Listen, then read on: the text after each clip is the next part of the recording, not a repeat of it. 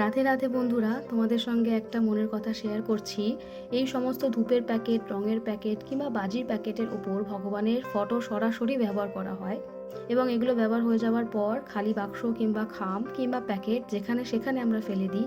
এমনকি মানুষজন তার ওপর থেকে হেঁটে চলে পা দিয়ে বেড়ায়। তো এইগুলো আমার মনে হয় উচিত নয়।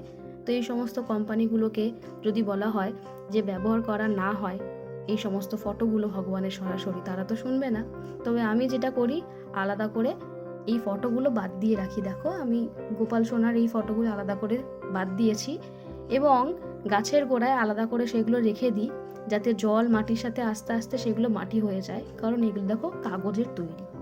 তো এর থেকে কোনো ভালো উপায় জানা থাকলে আমাকে জানিও তোমরা, কারণ এতগুলো খাম বা বাক্স বা ছবি আমি একসাথে কি করতে পারি বুঝে উঠতে পারি না। তো এটা সত্যি খুব দেখতে খারাপ লাগে যে গোপাল সোনার ছবিগুলো এইভাবে নষ্ট হচ্ছে কোথাও পুড়ে।